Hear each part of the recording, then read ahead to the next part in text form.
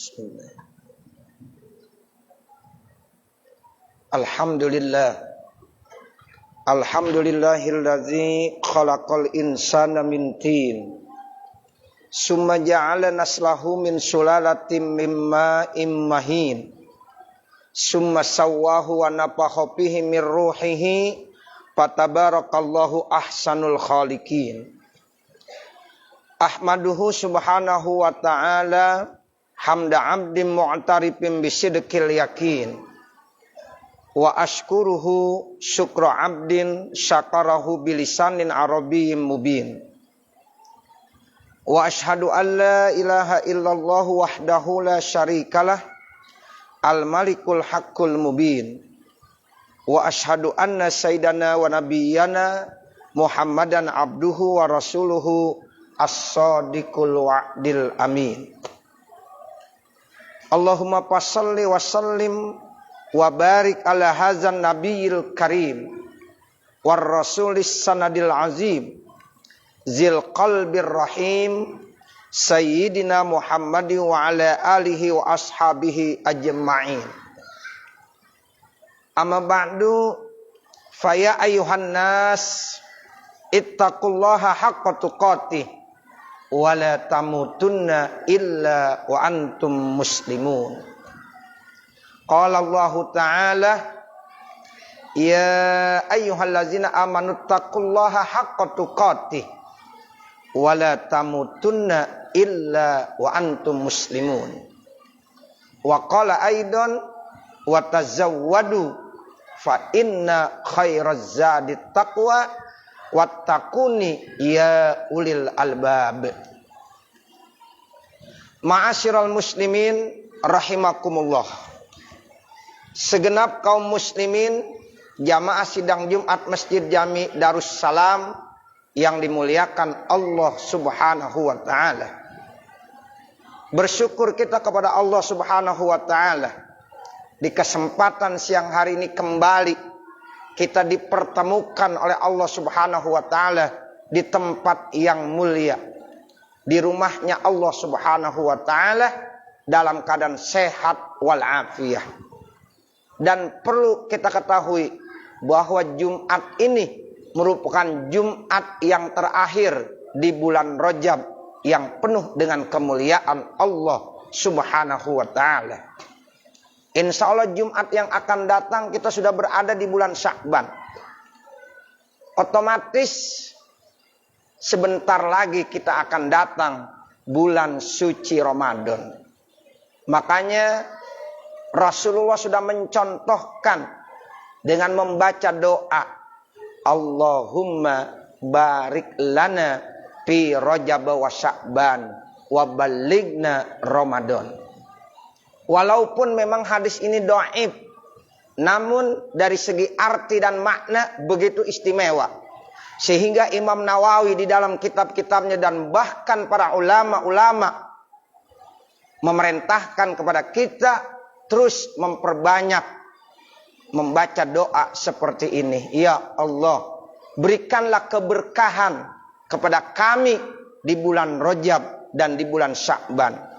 Wa balighna Ramadan, dan sampaikanlah kami ke dalam bulan suci Ramadan. Hadirin jamaah sidang Jumat yang dimuliakan Allah Subhanahu wa taala, terkait tentang keberkahan, memang ini salah satu nilai yang sangat positif, sehingga setiap saat kita selalu berdoa supaya hidup kita penuh dengan keberkahan. Saya bawakan satu ayat Al-Quran yang terdapat di dalam surah Al-Mu'minun ayat 39. A'udzubillahi minasyaitonirrajim. Bismillahirrahmanirrahim. Rabbi anzilni munzalam mubaraka wa anta khairul munzilin. Yang artinya, wahai Tuhanku, anzilni munzalam mubaraka, berikanlah kepada saya satu tempat yang penuh dengan keberkahan. Wa anta khairul munzilin, sementara engkau adalah zat yang terbaik yang memberikan tempat-tempat yang berkah. Ma'asyiral muslimin yang dimuliakan Allah, sementara tempat-tempat yang berkah itu banyak sekali. Di antaranya yang sudah menjadi ittifaqul ulama, kesepakatan para ulama. Yang pertama, tempat yang berkah itu tidak lain adalah Ka'bah, atau yang dikenal dengan Baitullah. Disebut dengan rumah Allah. Begitu mulianya Ka'bah sampai lafaz bait diidopatkan kepada lafaz Allah, dan idopatnya adalah idopat tasrif.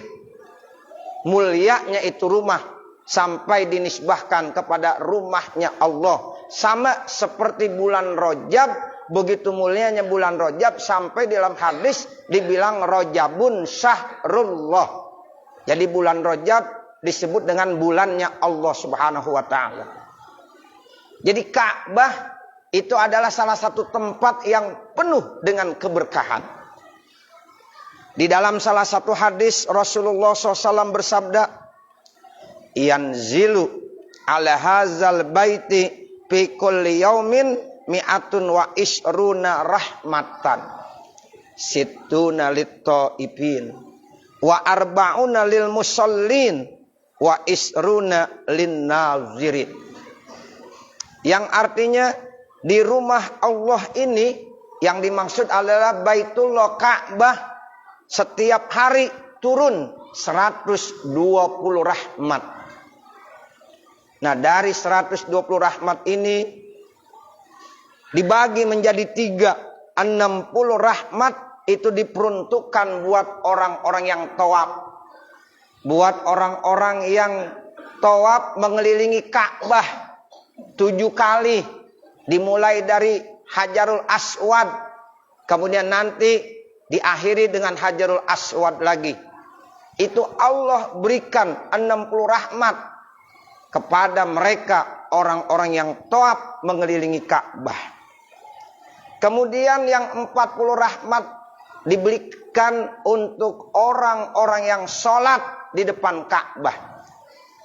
Jadi ketika mereka sholat di depan Ka'bah, apakah itu sholat wajib ataukah sholat sunnah, maka Allah berikan 40 rahmatnya. Nah, kemudian yang terakhir sisanya yaitu 20 rahmat diberikan buat siapa? Buat orang-orang yang hanya memandang-mandang Ka'bah, yang hanya melihat-lihat Ka'bah. Masya Allah, begitu mulianya Ka'bah. Makanya pantas kenapa setiap manusia umat Nabi Muhammad Sallallahu Alaihi Wasallam yang ada di dunia ini selalu menginginkan supaya bisa diberikan kemampuan sehingga bisa berkunjung ke Baitullah, berkunjung ke Ka'bah, rumahnya Allah Subhanahu wa taala. Apakah dalam pelaksanaan ibadah haji ataukah dalam pelaksanaan ibadah umroh. Nah, mudah-mudahan saya doakan semoga Bapak, Saudara, serta anak-anakku yang hadir pada kesempatan Jumat kali ini, mudah-mudahan suatu saat Allah kasih kemampuan sehingga bisa berziarah ke Baitullah, ke rumah Allah Subhanahu wa ta'ala. Kemudian Imam Hasan Basri, seorang tokoh min kibarit tabi'in, seorang tokoh pembesar dari kalangan tabi'in berkata, man nazara ilal baiti imanan wahtisaban ghufira lahu ma taqaddama min zanbihi wa ma ta'akhkhar wa husira yaumal qiyamati fil aminin. Siapa orang yang memandang Ka'bah, memandang rumah Allah Subhanahu wa taala, melihat Ka'bah semata-mata landasannya iman kepada Allah Subhanahu wa taala dan mengharap ridho Allah Subhanahu wa taala, maka dosa-dosanya baik yang telah lalu maupun yang akan datang itu diampunkan oleh Allah Subhanahu wa taala. Artinya dosa yang telah lalu, artinya ketika kita melakukan perbuatan dosa-dosa yang pernah kita lakukan, itu insya Allah akan diampunkan dengan sebab kita memandang dan melihat Ka'bah. Karena begitu mulianya Ka'bah. Kemudian dosa yang akan datang maksudnya apa? Allah jaga kita, Allah pelihara kita dari perbuatan-perbuatan dosa dan perbuatan-perbuatan maksiat. Wa husyira yaumal qiyamati fil aminin. Bahkan nanti orang tersebut akan digiring di padang mahsyar dalam keadaan terlindungi dan mendapatkan keamanan dari Allah Subhanahu wa ta'ala. Hadirin jamaah sidang Jumat yang dimuliakan Allah Subhanahu wa ta'ala, tempat yang berkah yang kedua yang tidak diragukan lagi setelah Ka'bah Baitullah itu adalah masjid dan musholah. Jadi masjid dan musholah itu adalah rumah Allah juga. Sehingga dia masuk dalam kategori tempat-tempat yang penuh dengan keberkahan. Di dalam surah At-Taubah ayat 18 Allah menjelaskan. A'udzubillahi minasyaitonirrajim. Bismillahirrahmanirrahim.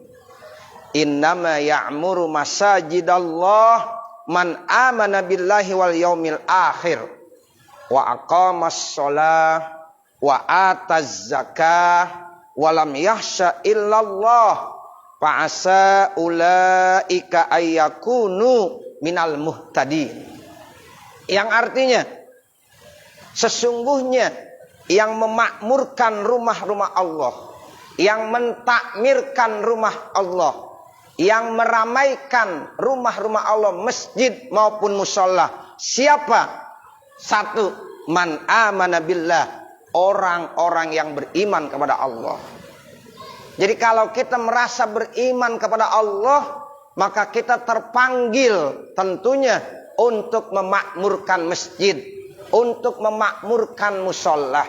Tidak ada alasan kecuali kita sebagai orang-orang yang beriman harus memakmurkan masjid dan harus memakmurkan mushola.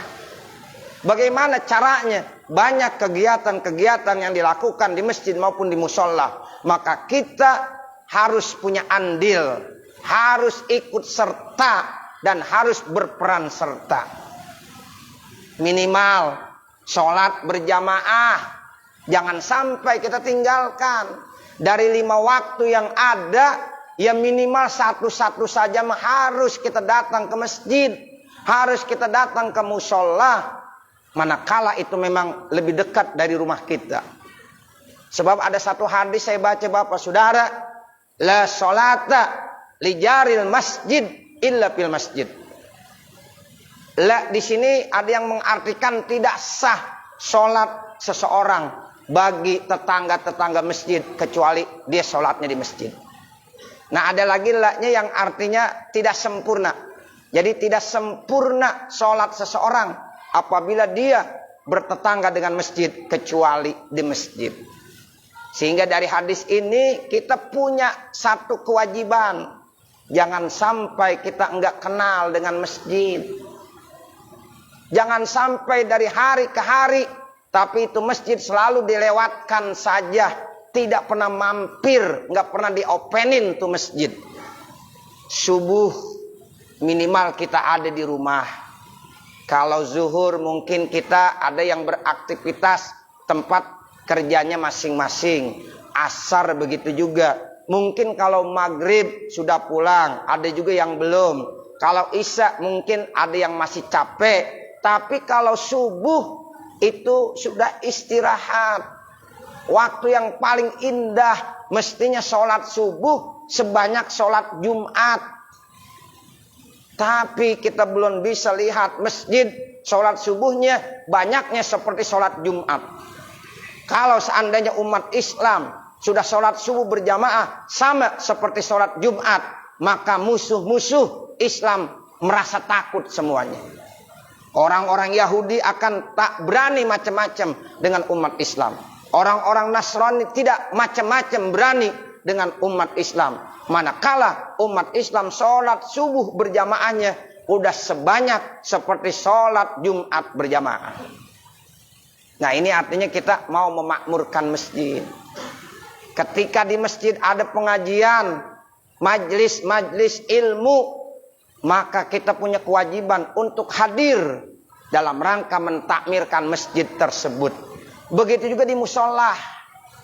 Kita punya rumah dekat dengan musola, kewajiban kita untuk mentakmirkan musola tersebut. Nah, ini yang dimaksud innama ya'muru masajidallah man amana billah. Jadi yang berhak mentakmirkan masjid siapa? Orang-orang yang beriman.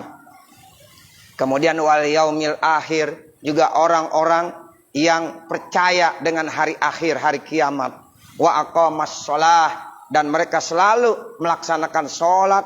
Wa ataz zakah, dan menunaikan zakat. Walam yahsya illallah, dan dia tidak merasa takut kecuali takutnya hanya kepada Allah Subhanahu wa taala.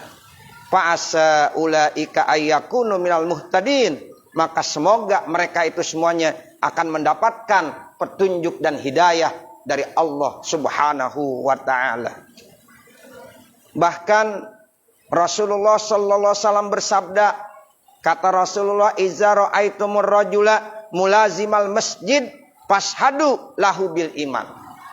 Apabila kamu melihat ada seseorang yang tekun di masjid, yang istiqomah di masjid, yang rajin ke masjid, maka kata Nabi, fashhadu lahu bil iman, maka saksikanlah ya bahwa orang itu termasuk orang yang beriman. Sehingga pantaslah kalau kita katakan umat Islam dengan masjid bagaikan ikan dengan air. Coba lihat ikan Bapak Saudara sama air itu sangat betah. Tidak ada punya perasaan ikan ingin pindah dari air kecuali ikan nekat. Jadi rata-rata yang namanya ikan pasti alamnya di air, sehingga mereka merasa betah di dalam masjid. Nah, begitu kita sebagai orang yang imannya sempurna, di masjid begitu indahnya, apalagi kita lihat Masjid Darussalam, AC-nya ada, kipas anginnya ada, karpetnya bagus. Kalau kita nggak betah di masjid, mau betah di mana lagi? Nah, disinilah kita dianjurkan. Ayo kita lebih banyak di masjid. Kita ibadah di masjid. Karena ini ada tempat yang penuh dengan keberkahan. Jangan seperti burung dalam sangkar. Coba lihat Bapak Saudara. Burung dalam sangkar. Walaupun sangkarnya indah, bagus. Bahkan seandainya terbuat dari emas sekalipun, tetap saja ini burung mencari celah-celah untuk keluar dari sangkarnya. Kenapa? Karena dia enggak betah di dalam sangkar. Jangan sampai kita dengan masjid seperti burung dalam sangkar. Merasa enggak betah. Dikit-dikit pengen pulang. Datang paling belakang, pulang paling dulu. Mestinya datang paling dulu, pulang paling belakang. Selesai sholat Jumat, wirid, musabiat, baca Al-Fatihah 7 kali, baca Al-Ikhlas 7 kali, baca Al-Falaq 7 kali, baca An-Nas 7 kali. Kita berdoa munajat kepada Allah. Lalu kita sholat ba'diyah Jumat. Doa, baru kita tinggalkan masjid yang kita cintai ini. Jangan udah datang paling belakang, pulang paling dulu. Kita hidup di dunia, apa yang harus kita bawa nanti? Kecuali amal-amal ibadah. Suatu saat manakala kita dipanggil oleh Allah Subhanahu wa taala, maka jabatan, pangkat, harta, kekayaan itu tidak akan kita bawa. Allah Subhanahu wa taala berfirman, "Yauma la yanfa'u malu wala banun illa man atallaha biqalbin salim." Di hari kiamat nanti Bapak Saudara, yang diawali pada saat kita meninggal dunia, la yanfa'u malu wala banun. Tidak ada lagi manfaatnya harta, tidak ada lagi manfaatnya pangkat, jabatan. Yang kadang-kadang kita sombong dengan sebab pangkat, jabatan, kekayaan. Kadang-kadang kita lupa kepada Allah, padahal yang memberikan itu semuanya adalah Allah. Tapi kita melupakan Allah Subhanahu wa taala. Nah, pada saat itu baru dia menyesal. Siapa orang yang selamat? illa man atallaha biqalbin salim, kecuali orang-orang yang datang kepada Allah Subhanahu wa taala, yang menghadap kepada Allah Subhanahu wa taala biqalbin salim, dengan hati yang bersih. Nah, mudah-mudahan insyaallah kita menjadi manusia-manusia yang memiliki qalbun salim, sehingga merasa terpanggil, ayo kita ramaikan masjid kita ramaikan musolah kita, karena ini ada tempat-tempat yang penuh dengan keberkahan. Saya kira ini kali khutbah Jumat singkat yang dapat saya sampaikan, mudah-mudahan ada manfaatnya, khususnya untuk pribadi saya, dan mudah-mudahan juga untuk para hadirin jamaah sekalian. Akhirnya, manakala di sana sini terdapat kesalahan dan kekurangan, saya mohon dibukakan pintu maaf yang sebesar-besarnya. Wa mal kamal illa lillah. Tidak ada yang sempurna